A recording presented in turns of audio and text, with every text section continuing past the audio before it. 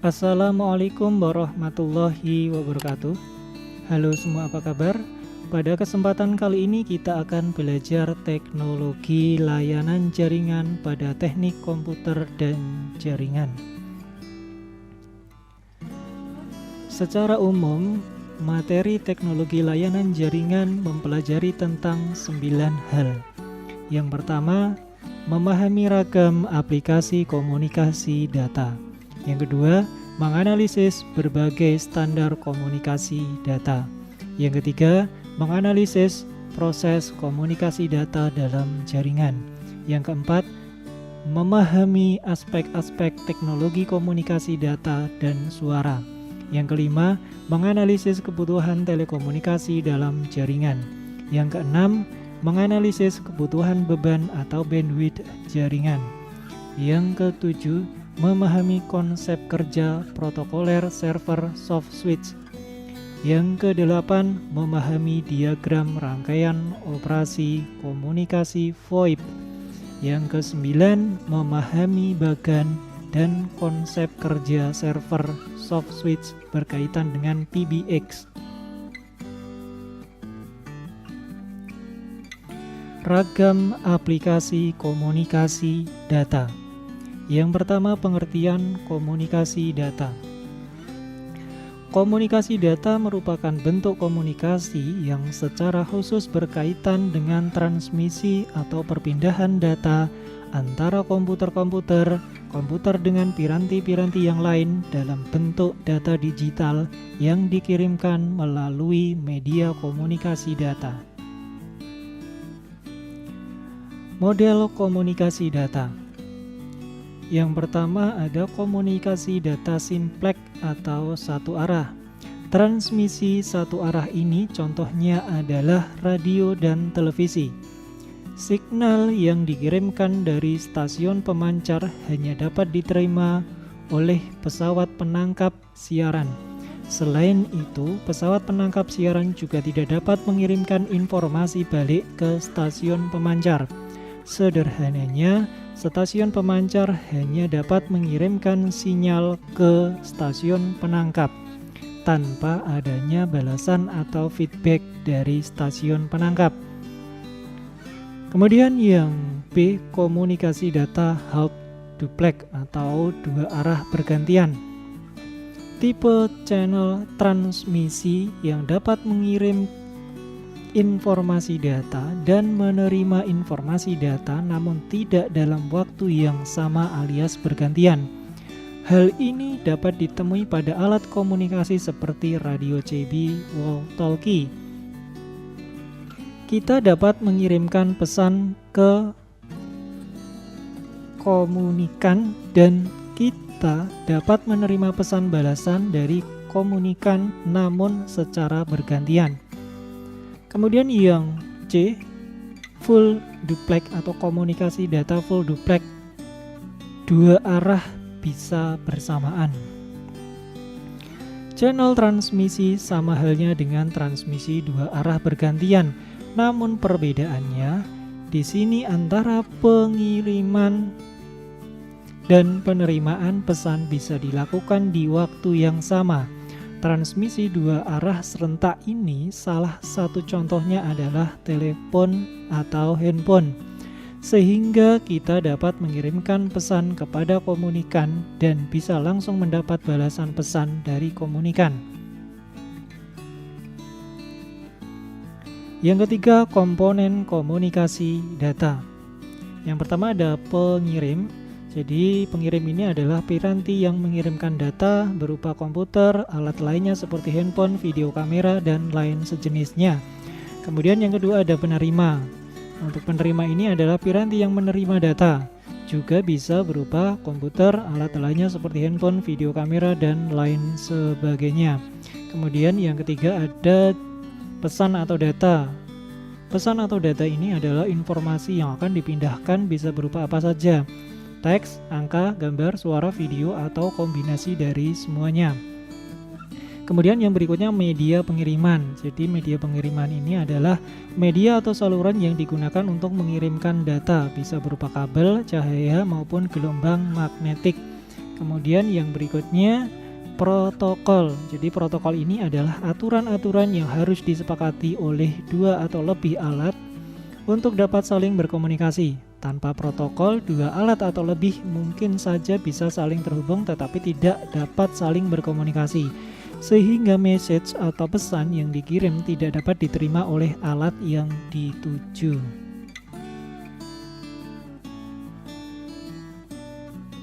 Berbagai standar komunikasi data. Protokol adalah sebuah alat atau standar yang mengatur atau mengizinkan terjadinya hubungan, komunikasi, dan perpindahan data antara dua atau lebih titik komputer. Yang pertama, Organisasi Standar Teknologi Komunikasi dan Data Internasional. Yang pertama ada Badan Standar Eropa, yang pertama ada ETSI, kemudian yang kedua ada SEN atau SENELEC, kemudian yang ketiga ada CEP, kemudian yang berikutnya Badan Standar Amerika, ini ada IEEE atau Institute of Electrical and Electronic Engineers, kemudian ada EIA atau Electronic Industries Association, kemudian ada FCC atau Federal Communication Commission atau Badan Regulasi Pemerintah Amerika, kemudian ada TIA, ini ada Telecommunication Industry Association, kemudian yang berikutnya ada organisasi global, ada ITU atau International Telekomunikasi Union, kemudian ada ISO atau IEC atau The International Standard Organization atau International Electrotechnical Commission, kemudian ada IETF, Internet Engineering Task Force. Karakteristik dasar komunikasi data. Yang pertama, pengiriman. Sistem harus mengirimkan data ke tempat yang dituju. Lalu data harus diterima oleh user sesuai apa yang dikirimkan oleh pengirim. Kemudian ada akurasi. Sebuah sistem harus memberikan data yang akurat. Jika data tidak akurat, maka tidak dapat digunakan. Kemudian ketepatan waktu. Sebuah sistem harus mengirimkan data pada waktu yang tepat. Jika pengirimannya telat, maka data tidak bisa digunakan. Sebagai contoh, pengiriman video atau audio. Jika pengiriman waktunya tepat, maka akan memberikan data yang sesuai dengan aslinya tanpa ada penundaan yang signifikan. Pengiriman semacam ini disebut pengiriman transmisi real time. Kemudian yang berikutnya ada jitter, suatu keterlambatan yang tidak merata dalam suatu pengiriman paket video ataupun audio. Intinya, jitter ini adalah variasi dari delay pertama dengan delay selanjutnya. Kemudian teknologi jaringan telekomunikasi. Yang pertama ada transmisi. Jadi transmisi ini adalah proses membawa informasi antar endpoint di dalam sistem atau jaringan. Kemudian sistem transmisi yang sekarang menggunakan 4 buah medium transmisi, yaitu kabel tembaga, kabel serat optik atau gelombang radio. Kemudian cahaya pada ruang bebas, misalnya inframerah. Dalam suatu jaringan telekomunikasi, sistem transmisi digunakan untuk saling menghubungkan sentral atau router. Kemudian keseluruhan sistem transmisi ini disebut jaringan transmisi atau jaringan transport atau transport network.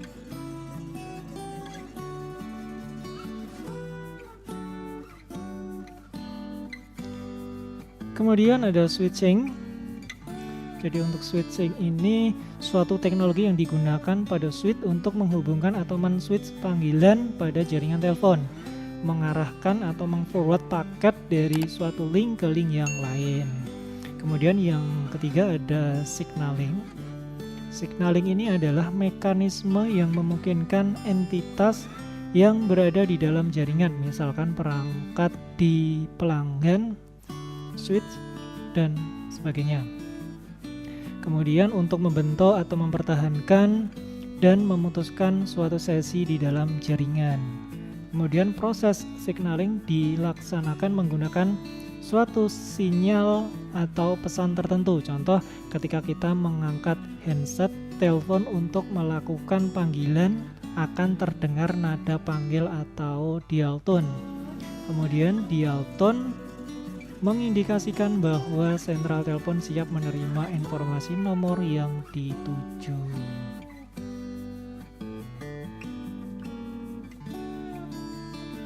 Proses komunikasi data dalam jaringan. Komunikasi data adalah hubungan atau interaksi, jadi pengiriman dan penerimaan antar device yang terhubung dalam sebuah jaringan, baik yang dengan jangkauan sempit maupun dengan jangkauan yang lebih luas. Kemudian untuk proses komunikasi data dalam jaringan ini, yang pertama ada source atau sumber. Alat ini membangkitkan data sehingga dapat ditransmisikan, contoh telepon dan PC atau personal komputer.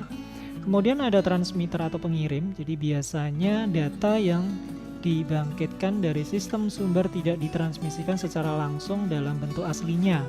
Kemudian ada transmission system atau sistem transmisi. Jadi ini berupa jalur transmisi tunggal atau single transmission line atau jaringan kompleks atau complex network yang menghubungkan antara sumber dengan destination atau tujuan. Kemudian ada receiver. Jadi receiver ini menerima sinyal dari sistem transmisi dan menggabungkan ke dalam bentuk tertentu yang dapat ditangkap oleh tujuan. Kemudian destination atau tujuan, jadi menangkap data yang dihasilkan oleh receiver.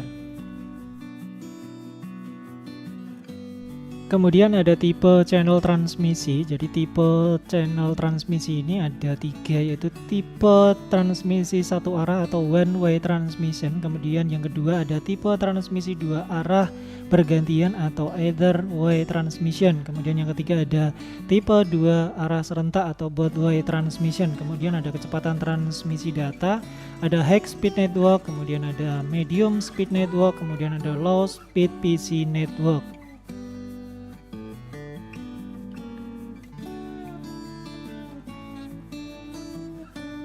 Terdapat 3 jenis kabel yang digunakan untuk media transmisi atau koaksial kabel, twisted pair, dan fiber optic kabel. Yang pertama ada koaksial kabel. Koaksial kabel adalah jenis kabel yang terdiri dari 2 penghantar di mana salah satu penghantarnya berada di tengah kabel dan dikelilingi oleh penghantar satunya lagi dengan pola melingkar. Prinsip kerja koaksial dengan cara menghantarkan arus atau sinyal listrik dari sumber ke tujuan. Saat ini kabel jenis koaksial sudah mulai ditinggalkan karena port untuk konektor BNC yang dipakai sudah jarang ditemukan pada perangkat komputer atau perangkat jaringan seperti switch dan router. Instalasi jaringan dengan kabel koaksial sulit dan butuh keahlian ekstra terutama dalam membuat atau memasang konektor. Kemudian yang kedua ada twisted pair cable. Adalah kabel twisted pair merupakan kabel jaringan yang di dalamnya terdiri atas beberapa kabel yang saling berpasangan. Sama seperti kabel koaksial, cara kerja kabel twisted pair adalah dengan menghantarkan arus atau sinyal listrik dari sumber ke tujuan. Kabel twisted pair ini terbagi atas jenis yaitu STP dan UTP. STP adalah jenis kabel yang memiliki selubung pembungkus tembaga atau aluminium foil yang khusus dirancang untuk mengurangi gangguan elektrik. UTP adalah kabel yang terdiri dari 4 pasang kabel terpilin mirip kabel telepon. Yang ketiga ada fiber optic cable. Untuk fiber optic cable ini adalah jenis kabel yang terbuat dari serat kaca atau optical fiber yang tipis dengan diameter sebesar rambut manusia. Fiber optic cable memiliki tingkat kecepatan pengiriman data 10 kali lipat lebih besar dari koaksial kabel.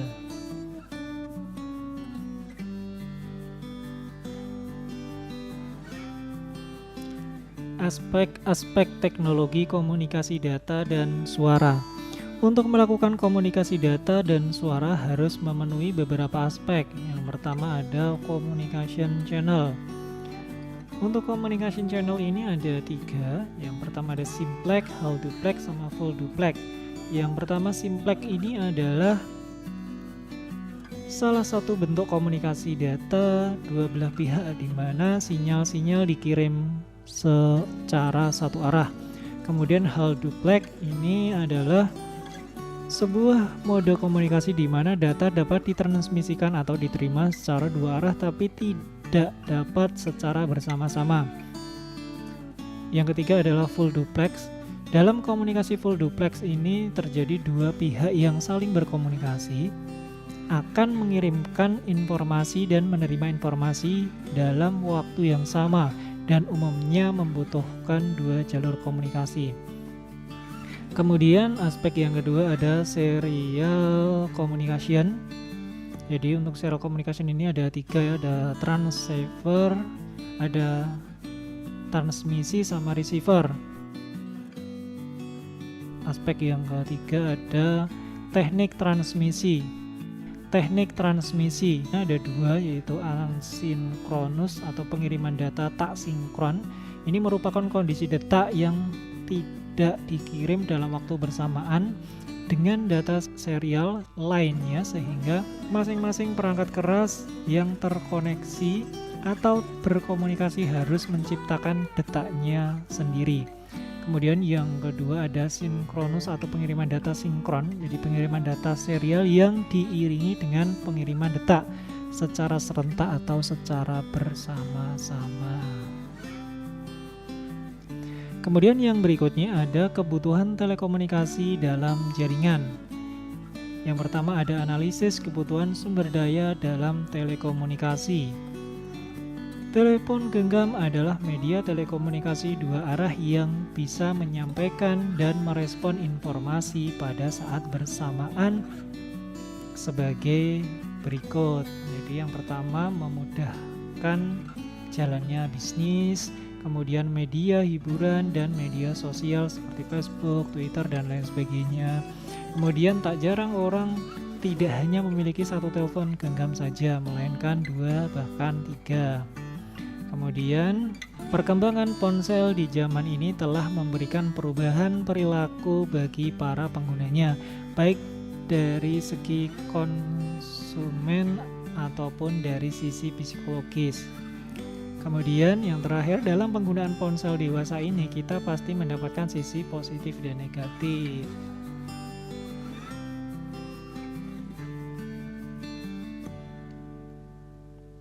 Dampak positif telepon. Yang pertama ada hubungan antar manusia. Jadi penggunaan ponsel meningkatkan konektivitas.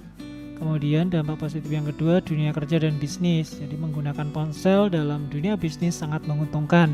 Kemudian yang ketiga dampak positifnya adalah dampak demografis. Jadi untuk warga lanjut usia dapat mengurangi rasa terisolasi. Kemudian dampak positif yang keempat, jenis komunikasi. Jadi memungkinkan seseorang untuk berkomunikasi dalam berbagai cara. Kemudian dampak negatif telepon, yang pertama kepribadian anak, perubahan tingkah laku atau menjadi malas. Kemudian yang kedua kesehatan, menjadi susah tidur, terlalu sering, menjadi kebiasaan. Kemudian yang ketiga, tingkat kehidupan masyarakat semakin tidak peka terhadap lingkungan, memicu kejahatan dan penipuan. Yang keempat, kemalasan.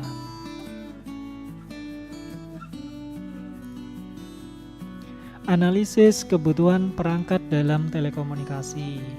Beberapa perangkat jaringan yang dibutuhkan dalam telekomunikasi adalah yang pertama adalah wireline atau jaringan kabel, kemudian wireless jaringan tanpa kabel, yang berikutnya jaringan dengan modem, atau yang berikutnya lagi jaringan dengan satelit. Kemudian jaringan kabel yang dapat digunakan dalam wireless adalah yang pertama kabel koaksial, kemudian yang kedua twisted pair, kemudian yang ketiga serat optik. Kebutuhan perangkat dalam telekomunikasi, yaitu jenis-jenis kabel yang perlu kita butuhkan. Yang pertama kabel koaksial, twisted pair, serat optik, kemudian kabel UTP. Sedangkan jenis perangkatnya NIC atau NIC, kemudian router, switch, PC, modem, antena pemancar, switch atau hub, kemudian access point.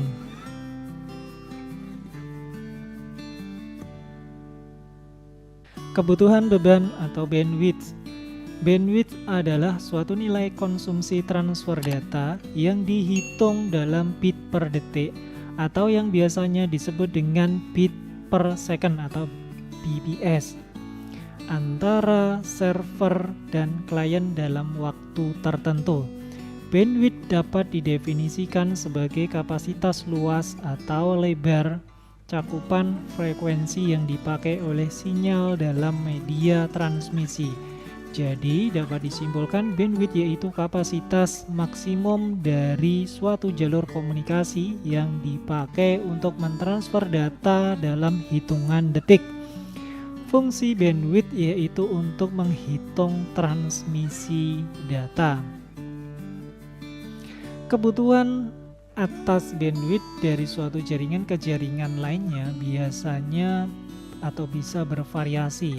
Sangat penting menentukan berapa banyak bit per detik yang melintasi jaringan dan jumlah bandwidth yang digunakan tiap-tiap aplikasi agar jaringan bisa bekerja cepat dan fungsional.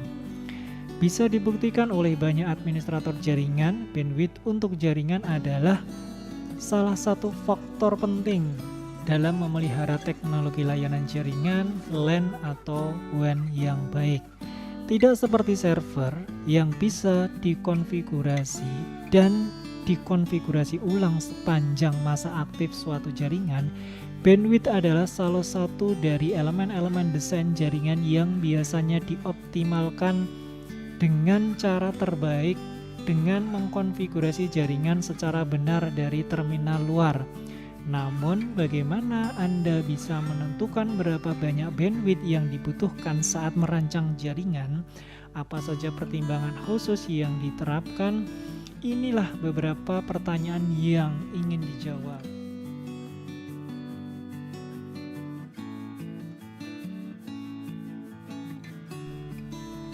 Keragaman kebutuhan bandwidth.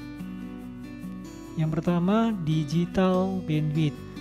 Digital bandwidth ini adalah volume data yang dikirimkan ke komunikasi. Jadi biasanya salurannya satuan bit per second atau tanpa historisnya.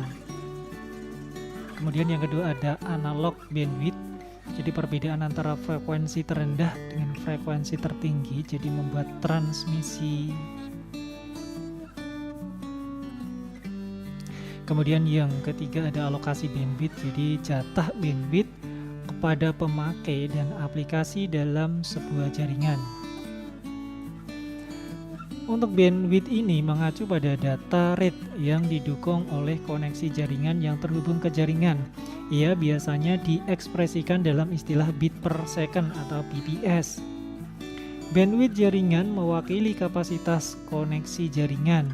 Walaupun penting untuk memahami beda antara throughput secara teoritis dan hasil nyatanya. Misalnya, jaringan Ethernet gigabit 1000 base strip T yang menggunakan kabel UTP secara teoritis mendukung 1000 megabit per second atau Mbps.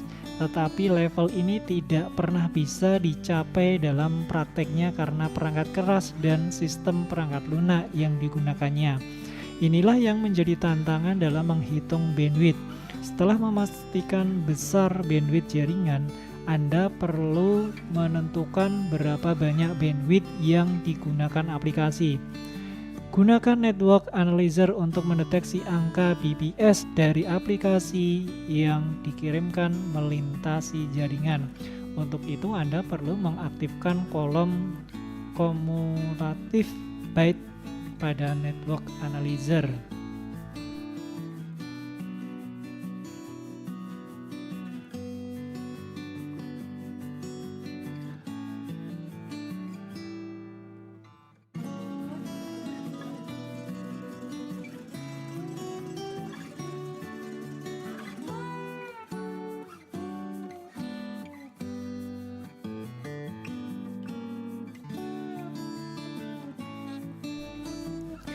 Konsep kerja protokoler server soft switch.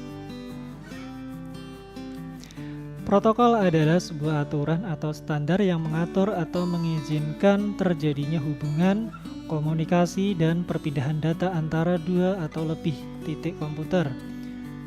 Standar protokol yang terpopuler sampai saat ini adalah OSI, Open System Interconnecting, yang telah ditentukan oleh ISO atau International Standard Organization.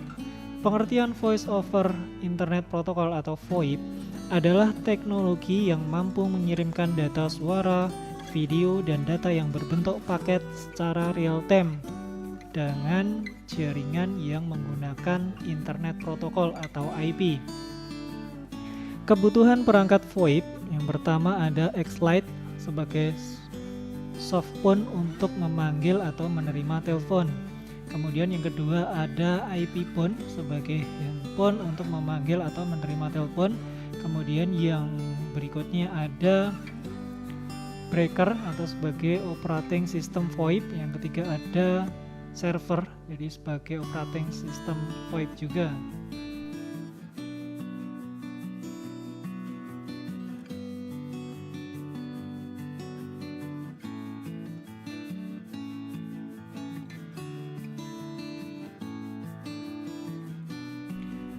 Kemudian berikutnya, diagram rangkaian operasi komunikasi VoIP. Untuk membuat sistem VoIP, ada beberapa variasi penyambungan. Ada koneksi dari komputer ke komputer dengan berbekal soundcard dan headset melalui jaringan local area network maupun internet melalui solusi paling murah tetapi cukup merepotkan. Karena kedua sisi harus memiliki komputer dan perangkat lunak atau softphone yang sama. Ada juga melalui komunikasi suara dari komputer ke pesawat telepon atau IP phone, maupun pesawat telepon biasa yang menggunakan gateway atau perangkat yang disediakan oleh suatu perusahaan untuk dapat mengakses jaringan PSTN atau Public Switch Telephone Network setempat.